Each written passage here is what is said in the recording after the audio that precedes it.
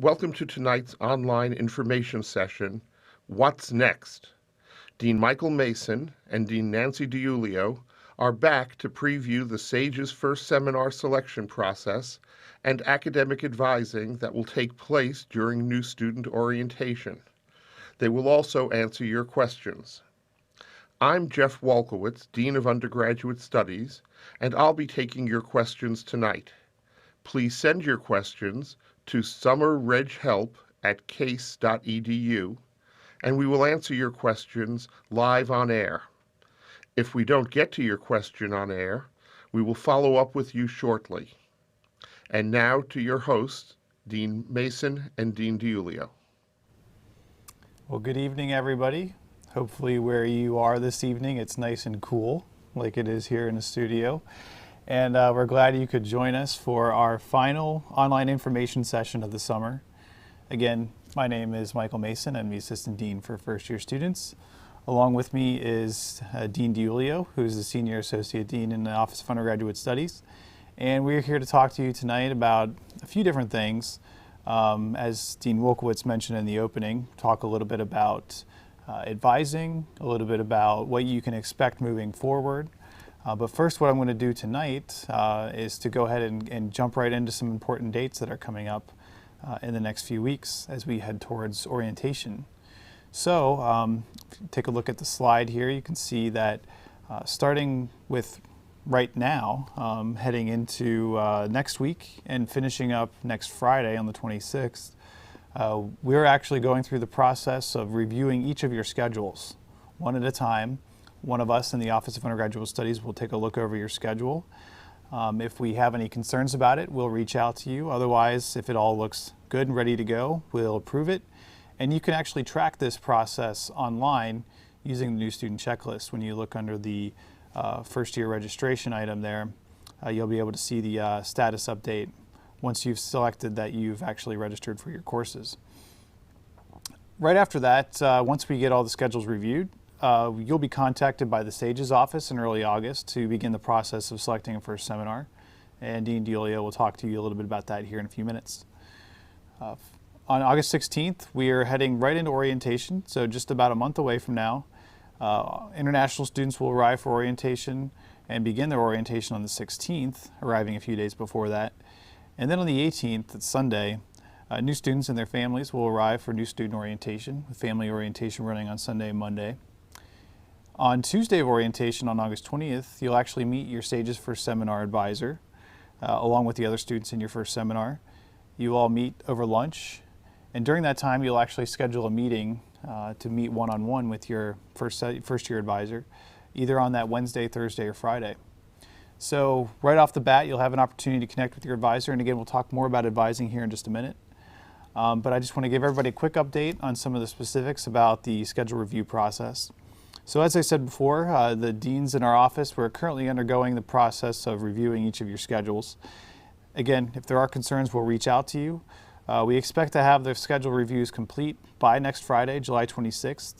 Again, once your schedule's been approved, you can review the first year registration item on the new student checklist, and it'll indicate on there that the schedule review is complete for you. Again, here's just a quick screenshot of what you could expect to see. When you look at first year registration down there, you'll be able to see the status update. And here's just another screenshot to show you what that'll look like there. So now I'm going to turn it over to Dean Dilulio. She's going to talk to you about the SAGE's first seminar process, what you can expect coming up from that. Great. Thanks. So the SAGE's first seminar selection is going to be the next step in completing your course registration for the fall semester. So currently you have enrolled in a set of classes, and what's going to happen is once your schedule is reviewed, we'll ship it over to the SAGE's office, and they're going to take a look at your schedule and prepare a list of first seminar courses that actually fit within that schedule, not overlapping with any classes that you're currently enrolled in. So registration for the first seminar will take place in August, and it begins with you receiving from the SAGE's office a list of first seminar courses that do fit within your schedule. It's going to be a pretty long list. There are a lot of first seminar courses for you to choose from. So as you're looking at that list, make sure you read the descriptions of the first seminar courses carefully. They're all based on different types of topics. All of them are going to involve writing and participating in discussions and so on, but the topics can be really different, and there are some really interesting things in there.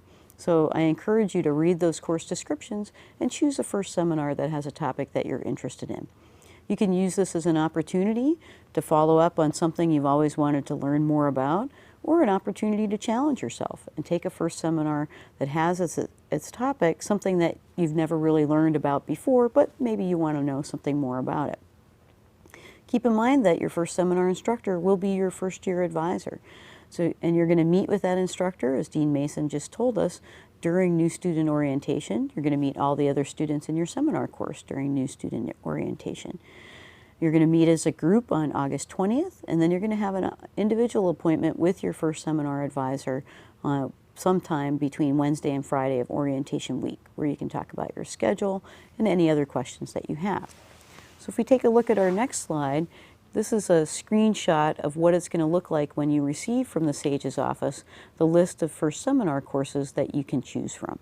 So there's a course description, there's a course number, and you're going to check the box for the 4 first seminars that you're interested in being enrolled in. A couple of things to take note of. The course description, of course. You're also going to see at the end of the course description the course meeting times. Now, the list of seminars you get to choose from are going to fit with your current schedule, but they're going to be all different sorts of meeting times for you to take a look at. So if we take a look at our next slide and think about the first seminars, each of your SAGE's first seminar courses is going to meet weekly in a scheduled time block. Maybe it's Monday, Wednesday, Friday, 8:30 to 9:20. Maybe it's Tuesday, Thursday, 2:45 to 4 o'clock. So as you're looking through the various first seminars that you can choose, think about that time block. It's going to fit with your schedule of classes that you have now, but maybe you have a class Monday, Wednesday, Friday at 9:30, and you don't want to have your first seminar section at 8:30, so you might not choose that 8:30 a.m. first seminar section. Although there's some really spectacular 8:30 a.m. first seminar courses, so keep that in mind. Maybe Monday and Wednesday, Friday, you have a lot of courses in your schedule already, so you want to choose a first seminar course that has its primary meeting times, Tuesday, Thursday meeting times. Now, in addition to those meeting times for your first seminar, everyone already has on their schedule a time block in for what's called the SAGE's 4th hour. And the SAGE's 4th hour is blocked off on your schedule both Monday and Wednesday, 12:30 to 1:45. That's already blocked on your schedule. That's the FSCC 850 course that you're seeing. Once you get registered in a first seminar, either the Monday time block or the Wednesday time block is going to be freed up for you. You're only going to be assigned to one of those as your SAGE's 4th hour meeting. So you're going to be needing to attend your first seminar class, say Monday, Wednesday, Friday at 8:30, and then Mondays at that 12:30 time block. Not every Monday, but some Mondays throughout the semester. So what is that 4th hour time block for? It's an opportunity for other activities and learning experiences that are going to go along with your first seminar discussions. Maybe you're in a first seminar course and your first seminar group takes a trip together to the Cleveland Museum of Art during that Monday 12:30 time block. Maybe your first seminar is about a topic that it makes sense for your first seminar group to meet with another first seminar group and have a discussion. And that might also happen during that 4th hour time block. So there are going to be activities during that time frame that you're going to have to attend. So most of you are going to have a first seminar you attend 4 days a week. Monday, Wednesday, Friday, your regular time plus your 4th hour. Many of you are going to have a first seminar that meets Tuesday, Thursday, plus your 4th hour on that Monday or Wednesday time block.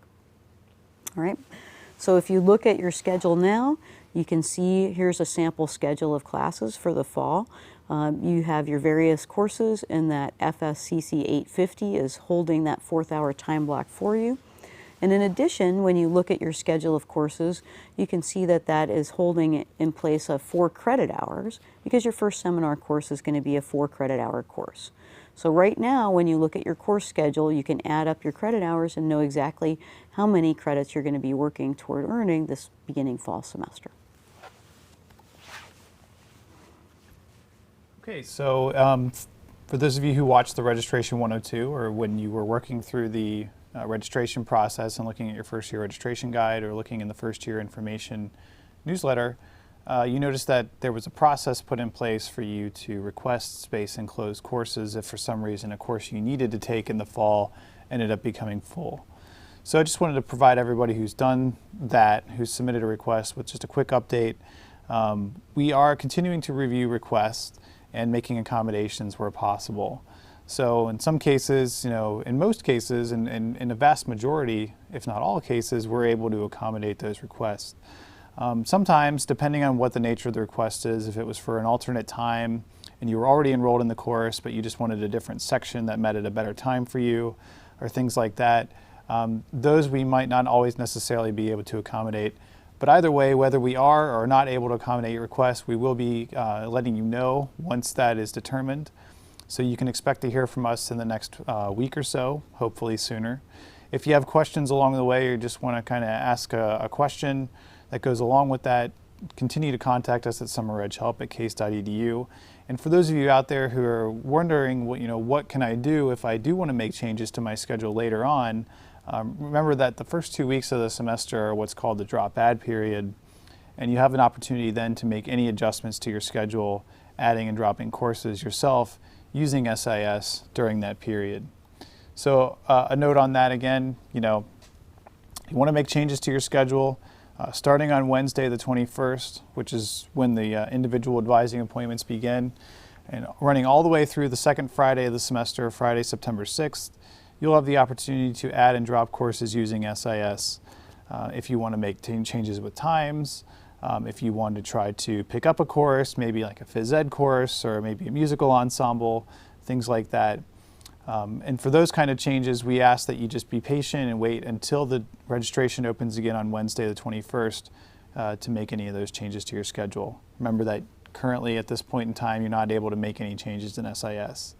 However, if you find yourself in a situation between now and the beginning of the semester, or now in orientation, where you've made a decision that you'd like to change your academic direction in a way that would necessitate large-scale changes, 2 or more courses, let's say, in your schedule because you're just completely changing directions. Maybe you started out intending to be a nurse, but now you wanted to pursue accounting, or you've started out wanting to pursue biomedical engineering and now you realize that your true passion is in studying English. Those are the kind of larger scale changes that we'd like to know about now so that we can make the changes to your course schedules and that way allow you to pick a SAGES first seminar, like Dean Dilulio just mentioned, one that fits around the courses that we think you're most likely to take in the fall. So if you find yourself in this situation, definitely get in touch with us right away. Again, using the summerreghelp@case.edu email address, and we'll be happy to help you along the way so we can get you in the right set of courses that you need for the fall. So I'll turn it over to Dean Dilulio, who's going to talk to you a little bit about orientation. Yeah, and one programming note, if you have questions right now, please email them in to summerreghelp@case.edu and we'll answer your question live during our broadcast here. So coming up will be the next thing that's really going to be happening once you get your first seminar course selected. And once you get those course selections and you make your choices, make sure you submit them on time according to the instructions that are going to come to you. The next thing that's going to happen is new student orientation. And new student orientation has lots of programs and activities to help you get to know the campus and more. But right now I just want to focus on a couple academic things that happen during new student orientation. At that point in time, you'll be able to take a proficiency exam for courses in chemistry, math, physics, and computer science. So if you're in a situation where maybe you had an AP chemistry course, but you didn't take the AP exam, and you feel like you want to try and place out of the first chemistry course, you can take that chemistry proficiency exam and earn the credit that way. So that's happening during new student orientation. Make sure you check your FYR guide and your orientation schedule for times and places and registration instructions. Also, of course, during orientation, you're going to have that individual appointment with your advisor where you're going to be able to talk about any changes you would like to make in your schedule or any concerns or questions that you have along those lines. And on Friday of orientation, between 1 and 3 p.m., we're going to have a special session where you can come in and talk with us about any kinds of schedule changes or special placement options and so on. We're going to have representatives from the math department, the chemistry department, the physics department, and the SAGE's office. So if you feel some lingering confusion about being in the right chemistry, math, or physics course, we'll have some folks there you can talk to. If you're having some difficulties with scheduling a first seminar or any concerns around your first seminar selection or assignment, you'll be able to come Friday between 1 and 3 and meet with those folks, and we'll be able to resolve those issues. We don't have a location yet, but that location is going to be in your new student orientation schedule. So Friday 1 to 3, we can help you out with any of those final kinds of changes. Once you get through orientation, then classes start. And wow, that's a little bit scary. Classes are coming. So that's an exciting opportunity. As you get into your first 2 weeks of classes, what are some things that you should be doing? Remember, this is the drop add period.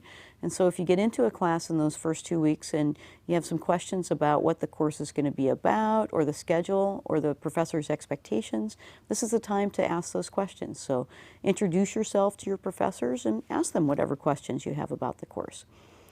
Make sure that you read the syllabus for your courses and make a note of all the deadlines, due dates, exam dates, and so on. And write on your course syllabus that you receive the first day is going to be the date of your final exam, date and time of that. So make sure you make note of that, put it in your calendar, whether it's electronic or old-fashioned hard copy, so that you know all of the due dates and exams and so on for the upcoming semester. If you have any concerns, questions about the course, expectations, and so on, make sure you talk with your professor. If you get into a course and the content is not really what you thought it was going to be and you want to make a change, you need to do that during that drop add period. The other thing to think about during that drop add period once classes start are physical education classes. We do have it as a graduation requirement that you need some physical education classes, and we recommend that you get one in during your first year, but if you don't get one in this fall semester, that's going to be okay. One thing you can do during drop add is log on to onto SIS and keep an eye out on those phys ed courses, because someone who's in one right now might drop and a slot might become available. So you might be able to add a phys ed course to your schedule if you would like to do so. However, don't prioritize phys ed over one of your academic courses. So if you see a phys ed course you'd really like to be in, but it's the same time as your calc course, don't drop your calc course for phys ed. If you're a varsity athlete and your sport takes place in the fall, so football, for example, make sure you register for the phys ed course, which is for varsity football, so you're going to get that credit.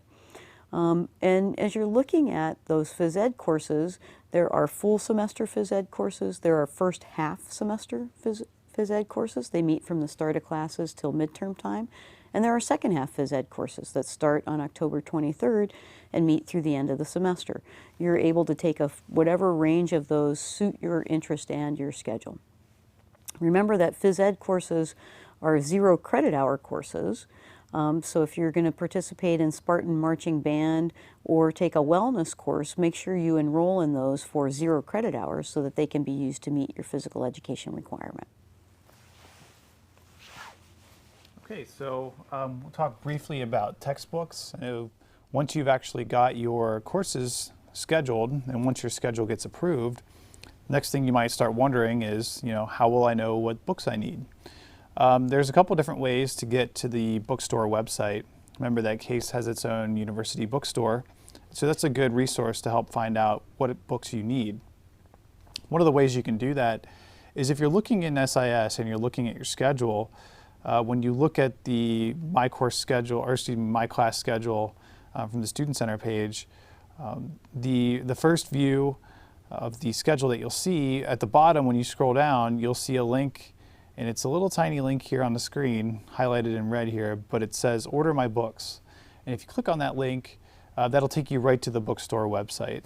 And it'll actually auto-populate, from what I understand, information from your course schedule into their course textbook search engine, and it'll allow you to see right then and there what books you'll need for each class. Of course, you don't have to go this way to get into the bookstore's website.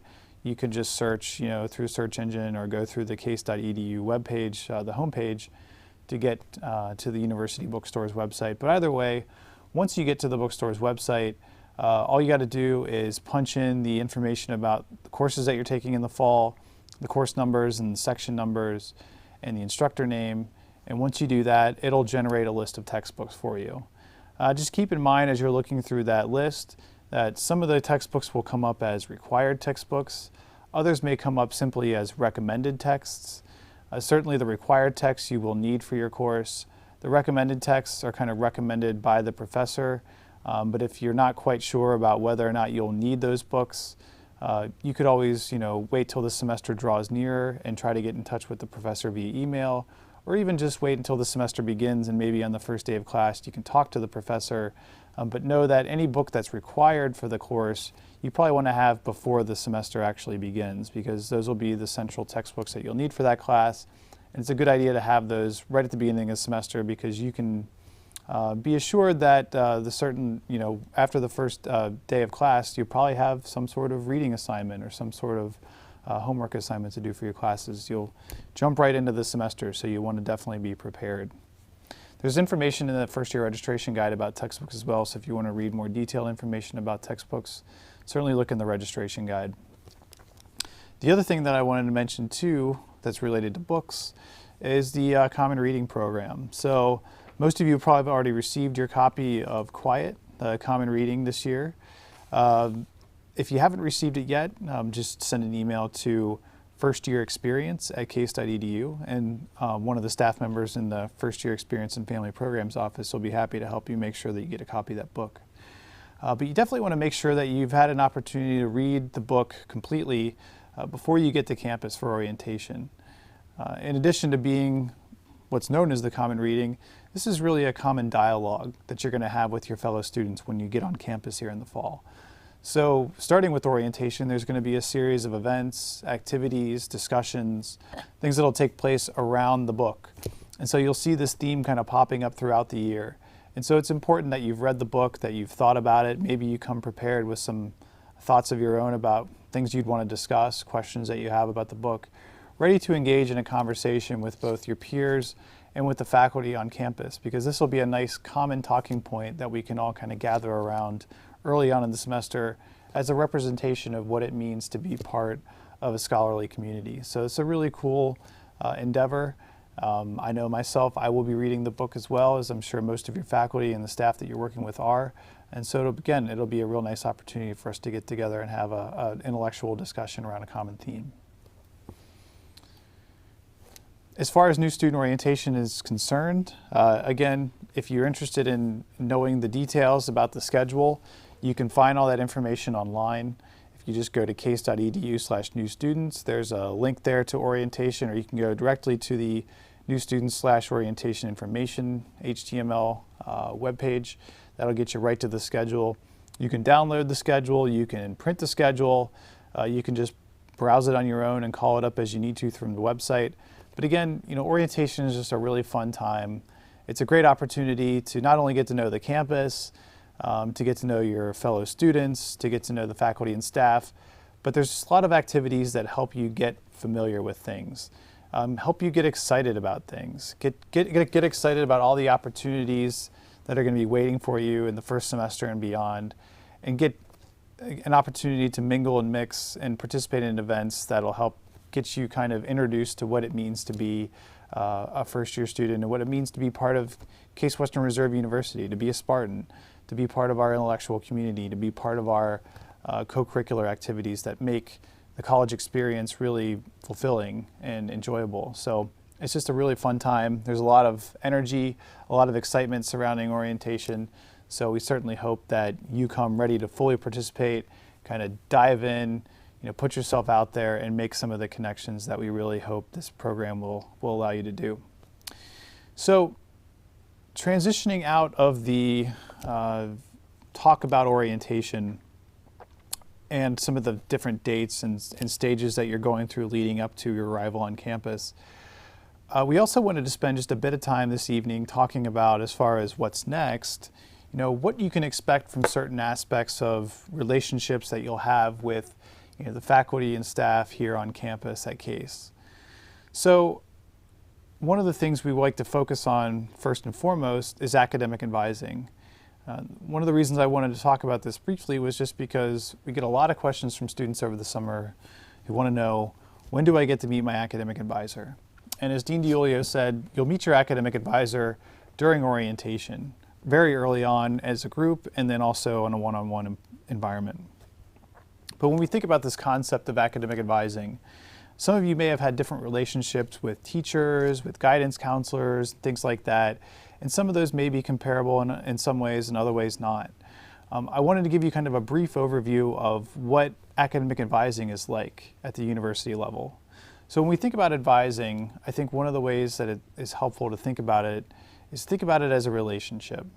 It's a relationship that requires that all parties involved be actively engaged in the process. And it's a reciprocal relationship. There's a lot of back and forth. And you think about your relationship with your advisor, think about your advisor working alongside you and working with you.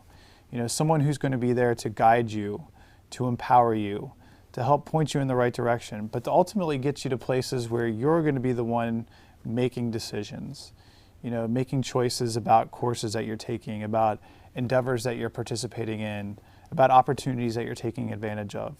And when you think about the role of academic advising, like I said, it's to work alongside students to help them explore their personal values, the students' interests, the students' goals, and also to explore what opportunities exist here at the institution. So the academic opportunities, the co-curricular opportunities, career opportunities, to think about all of these things and to work together to help define or understand and eventually choose a path that's going to allow all of these things to align. But again, remember that your advisor is the person there who's there to help kind of guide you along in this process, to help facilitate certain aspects of the process. But ultimately, you, the student, are going to be the one, you know, doing a lot of the legwork when it comes to seeking out information and asking questions. Your advisor will be there to help you make meaning a lot of those things, but eventually the decisions will be yours to make. Your advisor is also going to help you to navigate the university and all of its resources. So your advisor is somebody who knows a lot about how the university works, about the different opportunities and resources that exist at the university, and they're going to help you get connected with those things. They're going to, again, help you to identify the ones that would be best given your situation for you to use, and to show you ways to get connected with them, to help you successfully navigate the way this university works. And that includes things such as the policies, the procedures, requirements, you know, helping you understand what kind of requirements you need to fulfill to meet your degree requirements, for example. But ultimately, I think as part of this process, what we hope you'll find is that through your relationship with your advisor, through the various ways in which you explore what's out there and you interact with the various people and the resources that this institution provides, that you will start to understand, and your advisor will help you to understand the strategies and the resources that promote for you personal and academic success. And that's really what this is all about, is having someone who can work alongside you to help you discover these things. How can you maximize this relationship? Well, like I said, it is a relationship. And so in any relationship, I think there are certain things that are necessary in order to keep the relationship operating at its highest level. Communication is obviously very important. Your advisor has to be aware of what it is that you would like to know more about, the questions and concerns that you have, the goals and interests, the things that really mean the most to you, to be able to help, again, kind of point you in the right direction. So you need to communicate with your advisor frequently.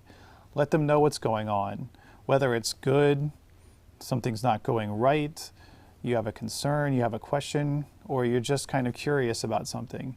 You know, your advisor should be one of the first people to know about some of these things so that, again, they can help you.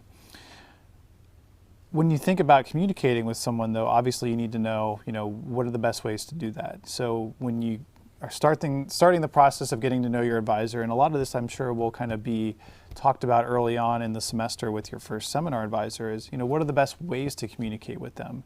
Do they have open office hours where you can just kind of drop by? Do you need to email them and make an appointment to come by their office? Are they comfortable with you just kind of hanging around after class and asking questions and things like that? All of these things could be, all or one or more of these things could be an aspect of a relationship or a communication preference that will exist between you and an advisor. But you just kind of want to make sure you understand what those things are, so again, you can most effectively communicate with your advisor. When you do actually have a meeting with an advisor, when you come to an advising appointment, obviously you want to have, before you sit down with your advisor, have an idea about what are the things that you want to discuss. Again, what are the questions that you have? When you're thinking about exploring different academic opportunities, you arrive to that appointment having done some initial research, so that you can ask good pointed questions and your advisor can give you some good, thoughtful, insightful advice. But you want to come prepared, ready to discuss, ready to participate in a conversation, as opposed to maybe just showing up and saying, well, can you tell me what courses I should take next semester? You want to be actively involved in the process. Your advisor, you have to understand, is not necessarily going to know the answer to every single question you have. Or even if they do know the answer, they may identify someone else on campus who would be, who's an expert in that area, who would be able to provide you with even more in-depth and precise information about a certain topic. So in certain cases, they may refer you to someone else on campus. Or if you've identified that you're facing a challenge in a certain area, maybe you have some challenges with time management, let's say, for example.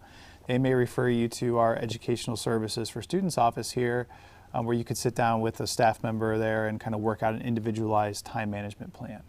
So they may provide you with a referral because they know that there's someone else on campus in addition to what they're doing with you who can also help.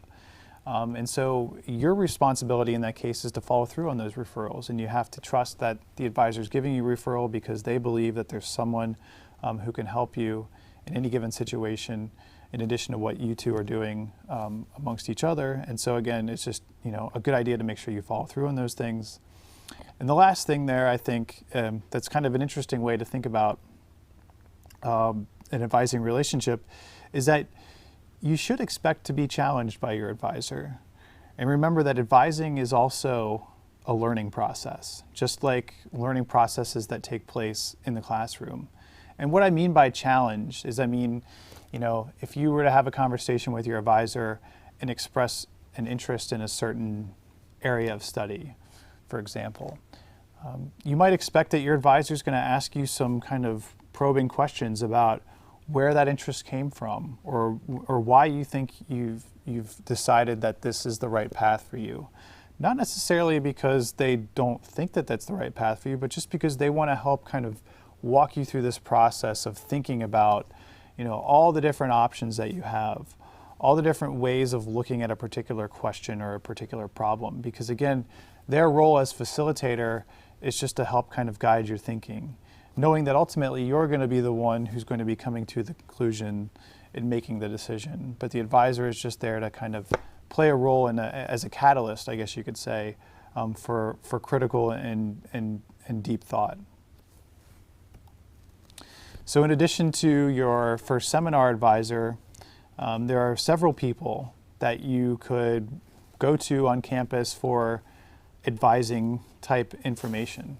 So in addition to your first seminar instructor, who is your official first year advisor, there are also coordinators of the residential colleges who are part of, in addition to the Residence Life, the Office of Undergraduate Studies, where Dean Dilulio and I work. So deans and pre-professional advisors in undergraduate studies, as well as residential college advisors, can also provide academic advising type support.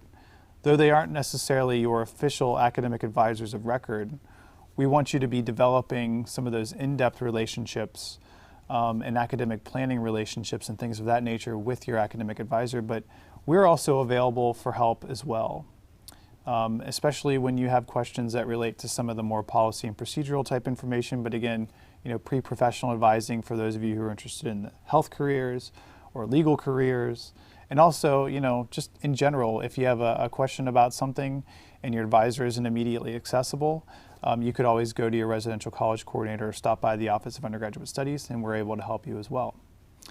There's also academic representatives. So each department on campus is going to have an academic representative for the majors and minors.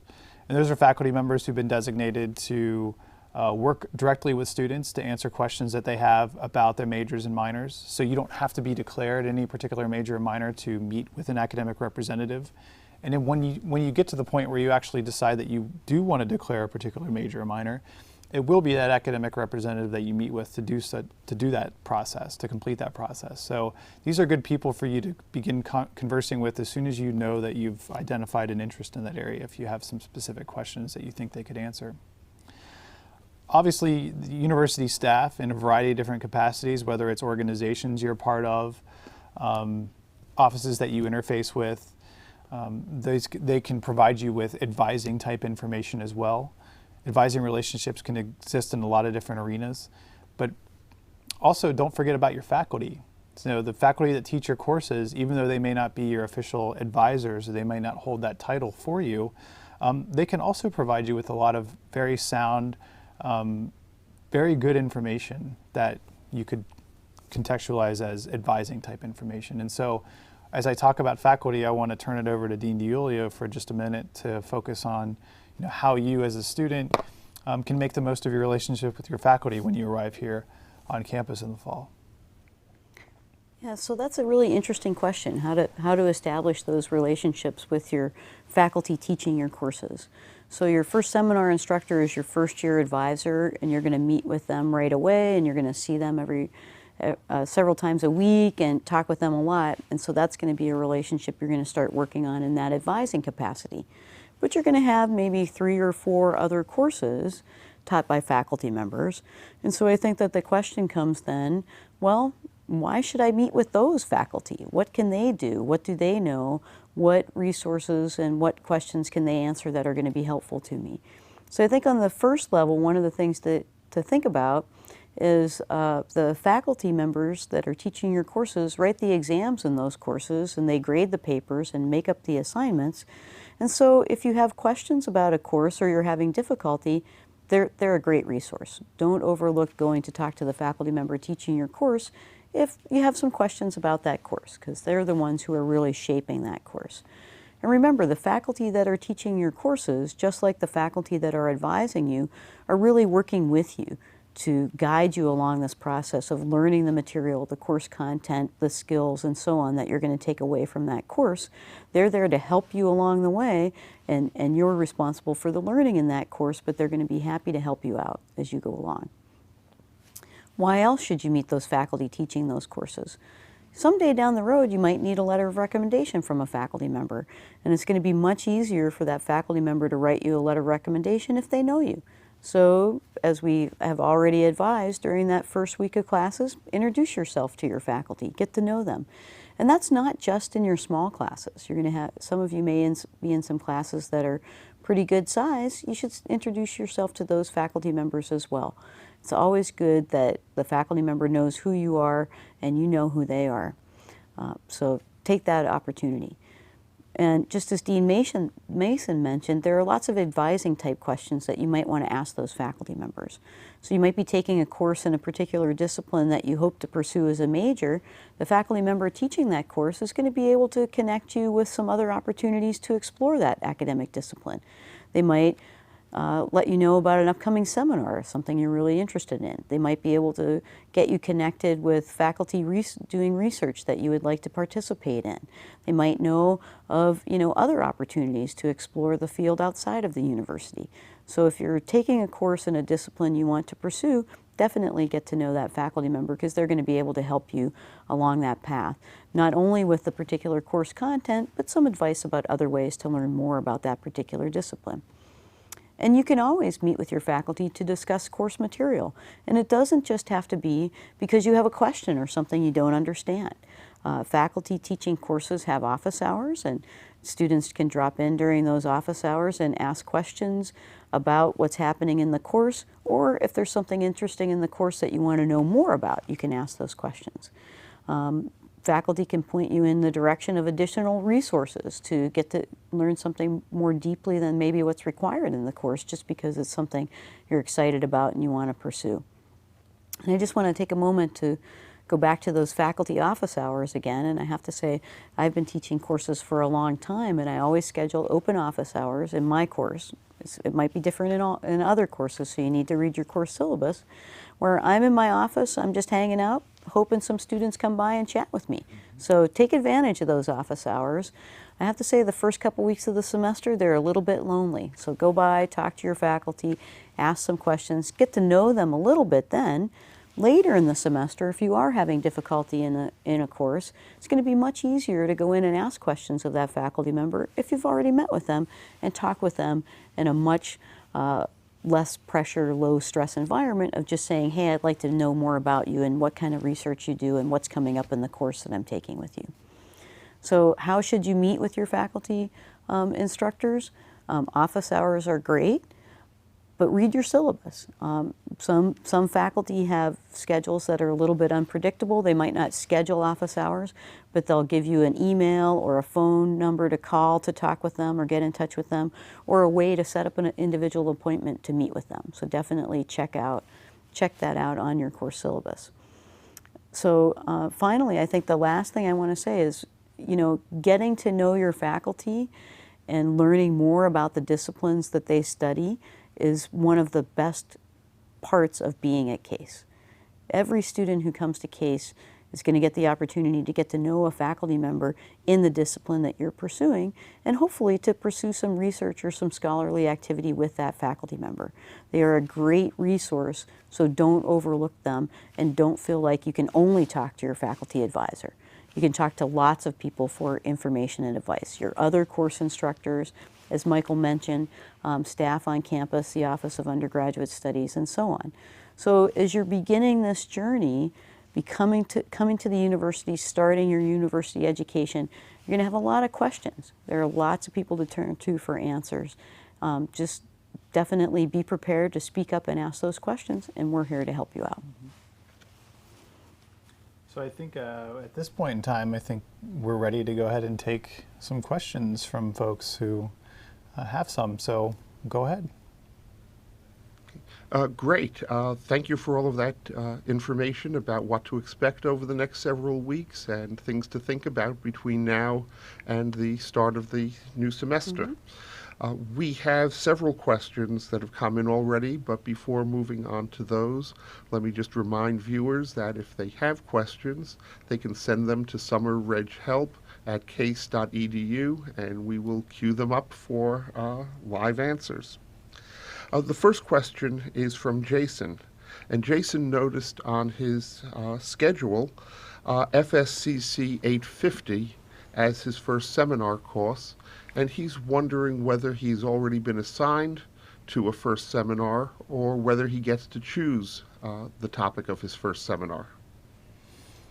That's a very good question, Jason. And let me just go back and see if I can queue up the slide here from when we had our picture of our first seminar, FSCC 850 here. So again, one of the things you want to keep in mind about FSCC 850 is this is really just a placeholder at this point in time. All it's doing right now is it's just reserving that Monday, Wednesday, 12:30 to 1:45 time block in your schedule so that you could make sure when you were going through registration not to accidentally schedule a course that was going to meet potentially during the same time when you had fourth hour. But also to make sure that you understood that this was a 4 credit hour course and that 4 credit hours that that course is valued at count toward the 19 total hours that you could register for at max, but also to help you, when you're thinking about trying to just keep yourself within a recommended course range, 14 to 17 is what we recommend, to understand that first seminar is going to count for 4 hours. So what's on your schedule right now is not what your first seminar course will be. Eventually that FSCC 850 will be dropped from your schedule and replaced with your actual first seminar once you go through the process of choosing your 4 first seminars that you'd be interested in taking. Remember, you choose 4 seminars, you'll be placed into one of them. Once that process is run, that new first seminar that you've been placed into will come on your schedule, the FSCC 850 will fall off, and then you will have your regular meeting times as Dean Dilulio described. Maybe it's a Tuesday, Thursday, maybe it's a Monday, Wednesday, Friday. But you will definitely have either Monday, 12:30 to 1:45, or Wednesday, 12:30 to 1:45 on your schedule as well as your 4th hour meeting time for SAGES. Dean Mason, your reference to 14 to 17 credit hours feeds right into the next question from Monica, who says that she has registered for 19 credit hours and wonders whether that's a problem and she should be thinking about taking one of her courses off of the schedule. Well, I think, when you think about your course schedule for the fall, assuming that you all took a look at the recommended course schedule for the particular majors that you were interested in. And so you'll notice a lot of those schedules probably fell within the 14 to 17 range. Some of the majors out there may have recommended a group of courses that totaled a number slightly higher than 17. We tend to recommend 14 to 17 because, on average, students who took between 14 and 17 hours per semester over a course of 8 semesters will be in good shape to complete their, whatever the total number of hours required for their degree is within a 4-year time span. Now, the number of courses you want to take in the fall is largely dependent, on you as an individual.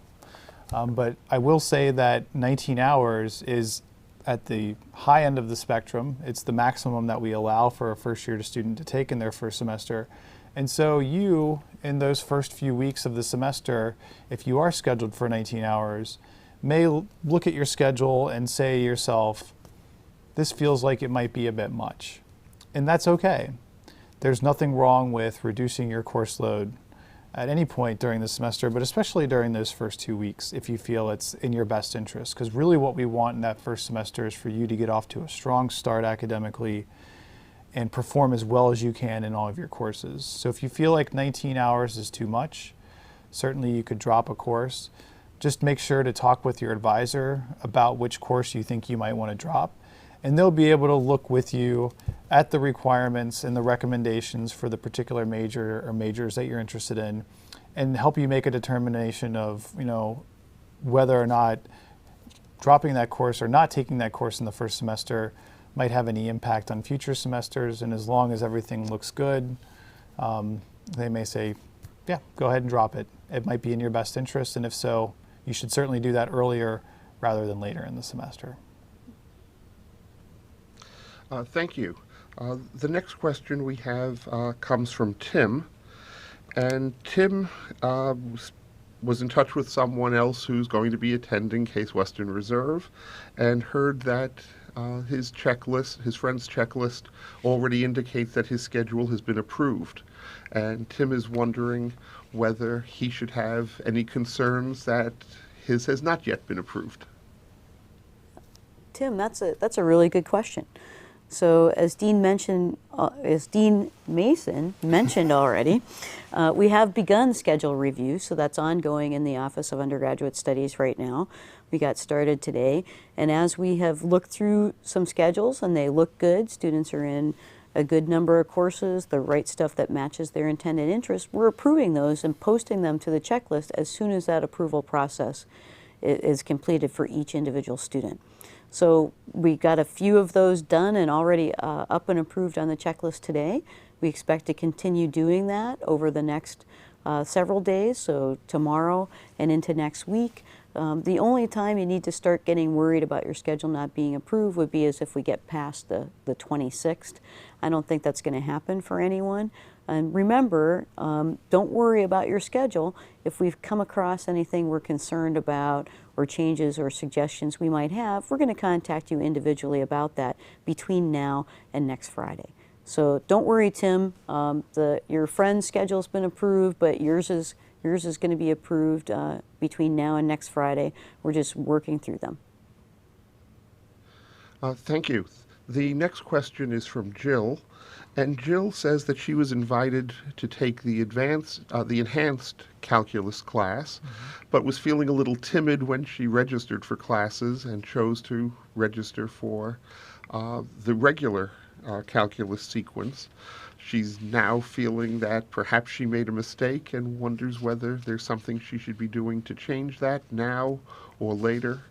And I suppose when you're answering that, you might also answer for the person who might have chosen the enhanced and later feels that was a mistake. Yeah, I think those are two questions that you could look at in much the same way. So for Jill, if you felt that at first maybe that wasn't going to be the right course for you, you looked at the description and you thought maybe not. It's not necessarily something you have to worry about right now, even if you're thinking maybe you do want to change to the enhanced version of calculus. You'll have the opportunity to do that starting with the drop add period, which is, again, opening up during Wednesday of orientation, running through the first 2 weeks of class. So if you decide that you'd like to maybe make an adjustment in that way to your schedule, you can do so then. One of the things you might consider doing, though, is once you get on campus, maybe you get in touch with that instructor and find out if there's an opportunity for you to go have a conversation, go meet with them during their office hours or have a chat, get a look at their syllabus, make a comparison between what's being taught in that course and what's being taught in the course that you're currently enrolled in, and use that information that you can get by talking to the instructor to make that decision. So again, not something you have to worry about now, something you could certainly take care of once the drop add period opens up.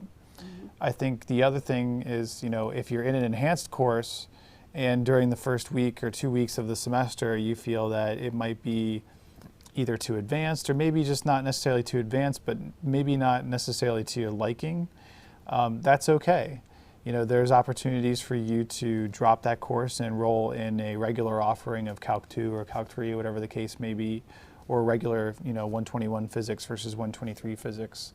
That drop add period is really your opportunity to kind of test the water in different courses. Make sure that you find a combination of courses that feels right for you and you feel like you'll be most successful in and ultimately, most importantly, most interested in. I think that what I would add to that is remember that on Friday of orientation week between 1 and 3 p.m., you can come to the session where we're going to have representatives from the chemistry, math, and physics department, and you'll be able to chat with them about those enhanced courses versus the other courses and get some additional information to help you make that decision. Great, thank you. The next question is from Sarika, and Sarika says that she chose her classes planning to be a chemistry major and is now thinking that perhaps the right match for her would be chemical engineering. Is there something she should be doing now? Should she be waiting until orientation or the drop add period?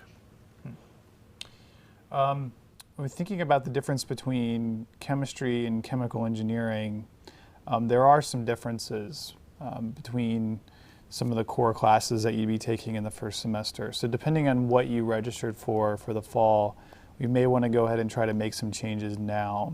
So for example, as a chemical engineer, you'd want to be in Chemistry 111 as opposed to, say, Chem 105. And also if you're math, if you were in, say, Calc 1 as Math 125, as an engineer, you'd need to be in Math 121. So changes like that we would probably want to know about now and go ahead and make those changes. So if you want to contact Summer Reg Help at case.edu, we could certainly help you with that. In other cases similar to that, where even though you might decide that you'd like to possibly pursue a different route, but the difference in the course schedule wouldn't be that vast, you could feel comfortable leaving your schedule as it is for now, knowing that if you wanted to drop a course or something like that that wasn't a kind of a core course or a core required course for that new intended major, that you could hold off on that until you get back on campus here for the start of orientation and heading into the drop add period. Great, thank you. The next question is from Ryan, and Ryan has submitted a form asking for permission to get into a closed course, and he's wondering when he can expect to hear whether he was allowed into that class. Certainly, we're currently reviewing those requests right now and working our way through them. In some cases, where a course is closed, we're working to find available spots for students. And so once we're able to do so, we'll contact them to let them know that the space has been made available and that they've been enrolled. Or in some cases, as the case may be, that we weren't able to get them a spot in the course. But keep in mind, going back to our previous webinar, and as we've put in our materials and our communication prior to registration, that we are very, very successful and very good about making sure that students are able to get spaces in courses that they need for their intended majors in the first semester. So we'll continue working diligently on that and definitely keep you updated as we get more information. But because the process is really just kind of in the early phases right now, you may not hear something until early next week, and that's okay. If you don't hear anything, tomorrow or early, by Monday, it doesn't mean your request isn't being looked at or your request isn't any less likely to be granted. It's just that, as we're working through these requests, some requests may take a bit longer than others to accommodate, but at the very, very latest, you'll know by next Friday exactly where things stand. Great. The next question is from a student who confesses to having missed registration and wants to know, now that we're past July 16th, what he needs to do. Well, the first thing you want to do is get in touch with us at summerreghelp@case.edu. Make sure that you let us know that you're planning on attending and planning on enrolling in courses, and we'll work with you individually to go through the process of helping you select courses, or at least indicate to us what your selections are, because you won't be able to do so in SIS. And we'll work with you to actually get you enrolled in your courses. But if you haven't registered yet, you want to get in touch with us as soon as possible, because it's very important that we get you enrolled in courses and get everything else in place so we can move on to the next phase of selecting your first seminar, which is critical for your first semester. Great. We're getting close to running out of time, so this will be our last question. And this question came in from Andrew. And Andrew is asking how easy it is to do a double major. Oh, Andrew, that's a great question. It is possible to do double majors, and it really depends on what combination of majors you want to put together and how that's going to work out. So what I would say at this point in time is that if you're thinking about doing a double major and you're looking at your course selections for your first semester, you really want to look at whichever of your majors has really the sequential courses that you're going to need right up front. So if you're considering one of your majors in an engineering or a science area, of course you're going to want to get going with your foundational math and chemistry and potentially physics or computer programming courses to get those sequences started. If you're looking at a couple majors that are a little bit less prescribed and step-by-step in the order of courses that you need to take, you're going to have a little bit more flexibility this first semester. But what I really want to say about double majors is they're great, and you can do them and you can work it out, and you can do a double major for anywhere between 120 to 129 credit hours depending on the majors that you combine. But at this point in time, you should plan your first semester courses so you can take some courses in those areas and explore them and get your interest kind of settled so you know the direction you're going. At the end of the day, you don't need to have a double major when you graduate. You only need to complete one major, but if you want to do two, we can help you work that out. Great. I think I'd like to give the two of you the chance to say any final remarks, but let me remind our viewers that we will continue to be responding to questions to Summer Reg Help from now through orientation. So as questions arise, you should feel free to be in touch with undergraduate studies and send us your questions, or call us and we'll be happy to respond. Dean Mason, Dean Dilulio, is there anything you'd like to say? I'd just like to say that, I mean, we're all excited to get to meet you all when you get here on campus. And I know it's crazy, but it's almost just about a month away, which is, you know, again, exciting, but also a little bit, you know, not scary, but just kind of like, wow, it's almost here. This is pretty cool. So, you know, if you have questions, continue to contact us. But, you know, hopefully you're all just kind of approaching this new semester, this new endeavor with a lot of optimism and excitement, because I know we are. And part of the reason that we are so excited is because we know once you actually get here and you get to experience what we have to offer, that you're going to love it just as much as we do. So again, let us know what it is you need, what questions and concerns you have, but we definitely look forward to seeing you very soon. Dean Dilulio? Yeah, I mean, the only thing I can say is I concur. This is an exciting time. You're selecting your first set of courses. You're going to get on campus, lots of new people to meet, new things to do, great opportunities. And as Dean Mason said, we can't wait to meet you when you arrive. So continue your planning. Keep sending us your questions. As you heard, we're going to be looking at that summer reg help at case.edu email right through orientation. So hopefully you're somewhere staying cool this evening, and we look forward to meeting you in the fall. Thank you all for watching, and we look forward to seeing you soon.